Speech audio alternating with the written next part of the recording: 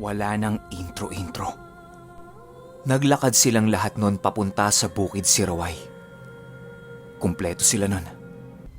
Ang naiwan lang sa panabutan ay yung nanay ng lola ko at si Mamang. Kakailanganin kasi ni Mamang ng suporta nitong nanay ng lola ko sa mga gagawin niya at sa mga pupuntahan niya. Habang naglalakad sila papunta ng bukid, tahimik lang silang lahat. Normal naman na makaramdam sila ng lungkot. At saka isa pa, hindi nila alam kung anong gagawin ni Mamang o kung saan ito pupunta. Pero, pansin ng lola ko kay Tatay Dadoy, hindi ito nagpapakita ng pagkalungkot sa mukha niya. Bagkus ay, masigla ang mukha nito at parang atat na atat siyang bumalik sa lupain niya sa bukid Siraway. Nang makarating sila rito, unang tanong kaagad ni Tatay Dadoy sa katiwala niya kung meron bang mga bumisita o kung meron bang pumasyal. Ibig sabihin niyan, kung merong mga nanggulo. Ang sagot naman itong tauhan niya, wala naman. Normal yung naging paggapas nila ng palay. Dire-diretso lang. Nagbiro pa si Tatay Dadoy. Ang sabi niya, mas mainam pa atang wala siya doon para mas maayos ang trabaho. Sabay tawa siya ng malakas. Nung unang gabi nila doon, sinabihan sila ni Tatay Dadoy na huling gapas na ng palay kinabukasan. Pero yung trabaho nila, dire-diretso pa rin. Kailangan kasi nilang itanim lahat ng mais sa dating pwesto ng palay. Pagtapos nila doon, diretso sila sa kabilang lupa niya para naman manggapas ng kape at ng kakao. Itong panahon na ito ang pinakahinihintay nilang mga bata. Siguro, tawagin na lang natin silang grupo. Gawa ng marami sila eh. Grupo talaga. Lola ko, Tatay Fernando, Nanay Thelma, Auntie Inday, Nining, at ang leader nila na si Henry. Yung anak dati ng trabahador ni Tatay Dadoy, kung naalala nyo. Habang kumakain sila, ang bili ni Tatay Dadoy sa grupo, gagapas sila ng kape malapit lang sa bahay nila. Tapos magtatayo yung mga tauhan niya ng imbaka ng kape malapit sa kanila. Para hindi na nila kailangan pang hilahin yung mga magagapas nila hanggang sa bahay. At para na din, mas mabilis silang magtatrabaho. Tapos yung iba niya namang tauhan, ikakalat niya sa lupain niya para mas mabilis ang paggapas nila ng kape at kakao. Yung bibili kasi ng mga magagapas nila, hindi tatagal ng 2 linggo sa lugar nila.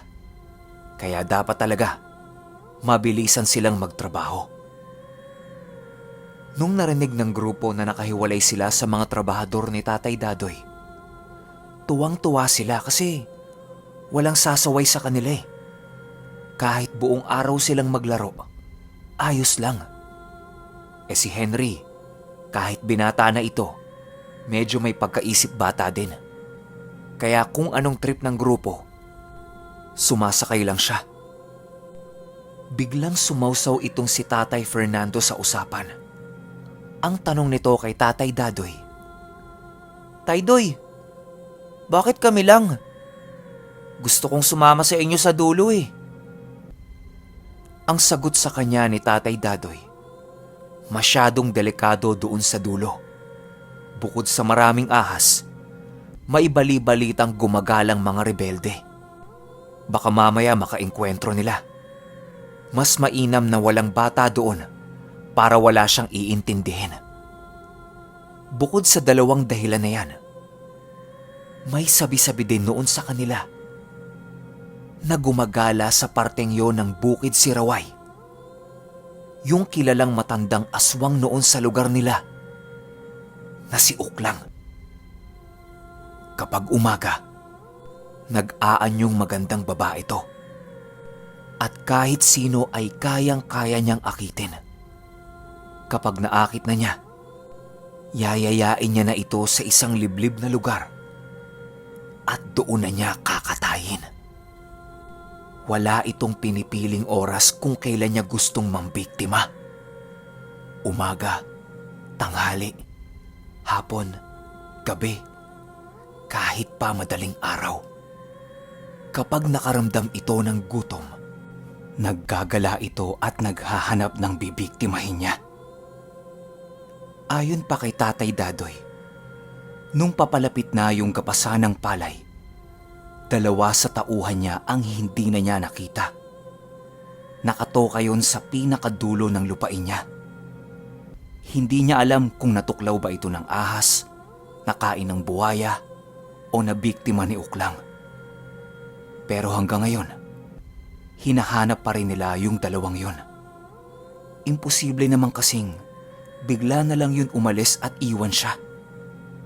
Yan ang mga dahilan ni Tatay Dadoy kung bakit gagapas sila ng kape na malapit lang sa bahay nila. At saka merong bakod yung gagapasan nila. Kaya si Uklang malabong makatawid doon bago pa man siya makalapit sa kanila.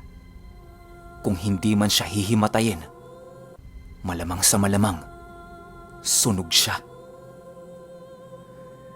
Nakaramdam ng matinding kilabot itong lola ko nung narinig niya yung pangalan ni Uklang.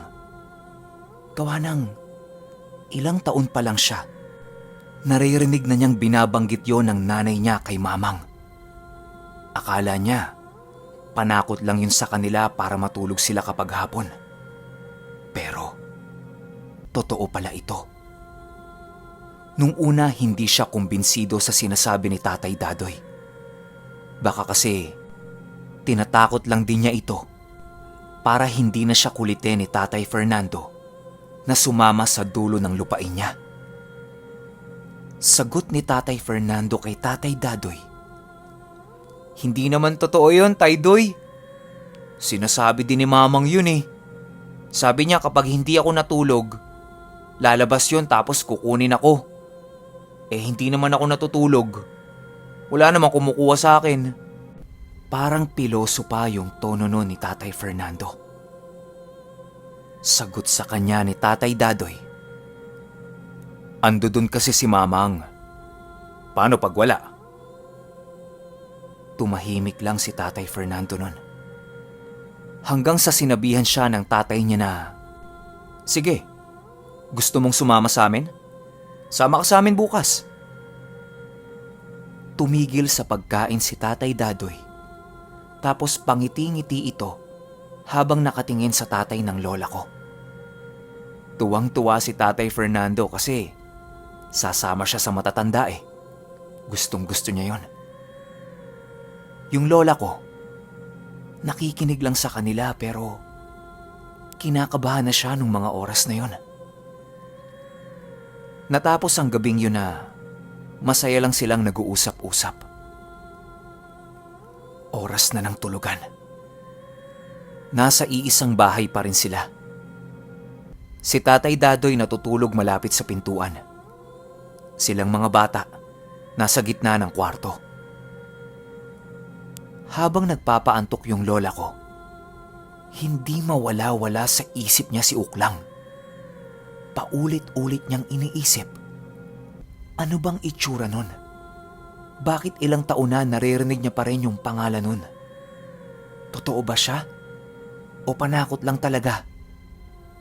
Sana nandito si Mamang para may sumagot sa mga tanong ko. Lahat sa kwarto nila naghihili ka na maliban sa kanya. Hanggang sa naisipan niyang dumungaw sa bintana. Wala eh. Hindi talaga siya inaantok. Dahan-dahang tumayo yung lola ko para hindi magising yung mga katabi niya. Nung nasa bintana na siya malapit sa pintuan, iniisip niya kung anong ginagawa ni Mamang at ng nanay niya. Kamusta kaya sila doon? Ilang minuto din siyang nakasilip sa bintana pero hindi pa rin siya inaantok. Nung nagpa siyang humigana, may napansin siyang patalon-talon sa mga puno.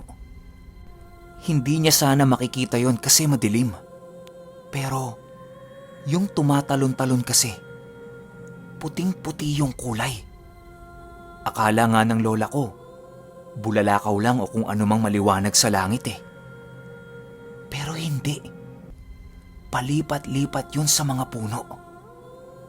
Pinagmasdan niya. Iniisip niya alitap-tap. Kaso lang, masyadong mabilis yun kung alitap-tap man yun. Tsaka malaki. Ang ginawa niya, pinanood niya lang. Malay niya ba kung ano yun? Maya-maya pa, tumalon yun sa puno na malapit sa bahay nila. Tapos nawala na. Hinintay ng lola ko kung makikita niya pa ba. Nang biglang, may napansin siyang figura ng tao na naglalakad papalapit sa kubo nila. Sinisipat niya kasi madilim eh. Baka tauhan lang yun ni Tatay Dadoy. Pero habang papalapit ito ng papalapit sa kanya, palaki naman ito ng palaki.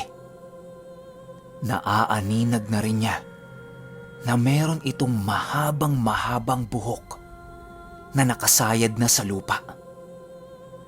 Lumalakad yon papatawid sa kubo kung saan sila natutulog. Pansin ng lola ko na mabagal ang paglakad nito, tapos palingon-lingon kung nasaan siya. Hindi niya lang maaninag yung muka. Natatabunan kasi ito ng buhok niya. Maya-maya pa, biglang bumilis ang lakad nito. Ayan na. Pabalik-balik na itong naglalakad sa harapan niya. Tapos unti-unti na ding lumalapit sa kubo nila. Nang biglang magsalita si Tatay Dadoy ng, "Manang! Anong oras pa lang bumibisita ka na? Paano ka nakatawid dito, ha?" Maniwala kayo o hindi, yung nakikita ng lola ko na naglalakad, animoy parang asong pinalo. Nagtatatakbo ito tapos tarantang-taranta siya. Hindi niya alam kung saan siya susuot.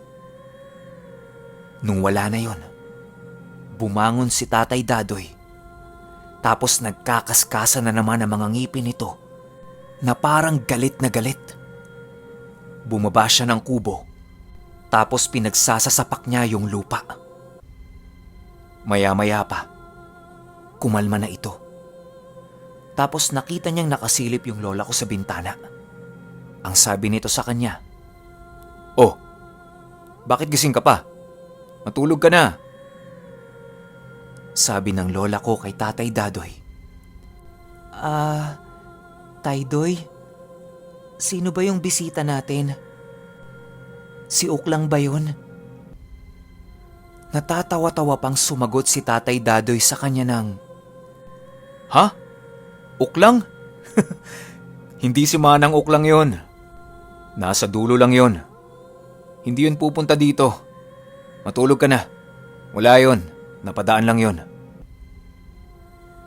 Imbis na kumalma yung lola ko, mas lalo na naman siyang napaisip gawa ng totoo nga si Uklang. Akala niya kasi hindi, di ba? Si Tatay Dadoy na mismo ang nagsabi sa kanya na totoo yun, pero nasa dulo ng lupain niya. Ayan na naman. Isip na naman ang isip yung lola ko buong gabi. Hanggang sa nakatulog siya. Kinaumagahan, pinakahuling nagising na yung lola ko. Gawa ng puyat eh. Pakamot-kamot pa siya ng mata niya nang mapansin niyang wala nang tao sa bahay nila. Siya na lang mag-isa ang nandoon.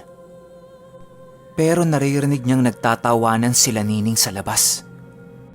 Paglabas ng lola ko, ang sabi sa kanya ni Henry, kumain na muna siya. Tapos lakad na sila papunta sa kapihan. para makapagsimula na silang gumapas.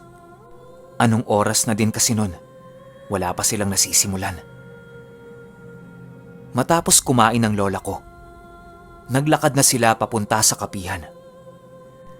Ang sabi ni Tatay Dadoy, malapit lang sa bahay nila, di ba?